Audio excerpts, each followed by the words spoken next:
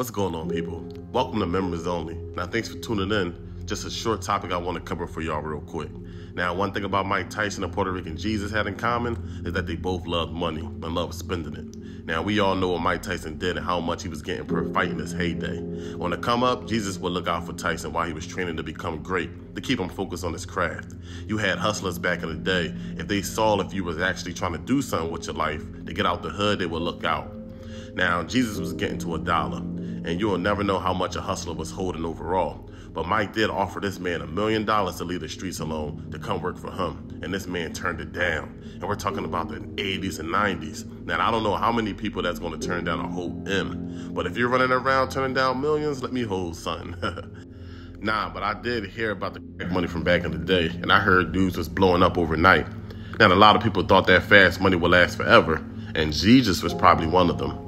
Tyson hung around lots of gangsters, we all know that, and he grew up with most of them. Of course, a lot of guys was in his pocket, but Jesus came with his own money. Now, what's dope about this photo is that you have legendary Mike Tyson and street legend Puerto Rican Jesus in front of a very rare vehicle, and that's the Lamborghini LM002. Now, there was only 300 ever made. In the hood, you had all the hustlers stunting in their BMWs, the Acras, the Saabs. Now, pulling up in one of these will be a different type of animal. One of the few others to own one was Pablo Escobar. The vehicle was released in 1986 and originally designed for military use. So this off-road vehicle came bulletproof. Now, that's a huge plus. The V12 vehicle went for over 100 grand, and Tyson treated it like it was nothing, always getting speeding tickets and end up crashing it and leave it on the side of the road. Now, I wonder who grabbed that, because today it tripled its worth. Now, it's not an everyday vehicle for the average Joe. It's a gas guzzler. And just for a set of tires, you're looking at thousands of dollars. Now, I read 17,000 somewhere, but it's hard to believe, but you'll never know.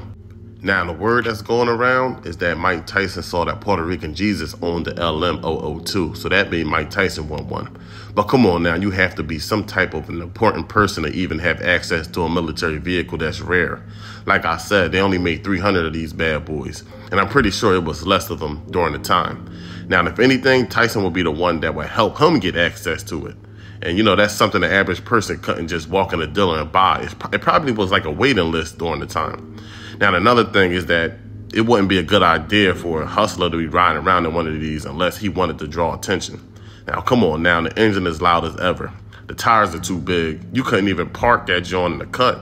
So what hustler would be driving around? Now, the car being bulletproof would be a huge advantage if you had beef.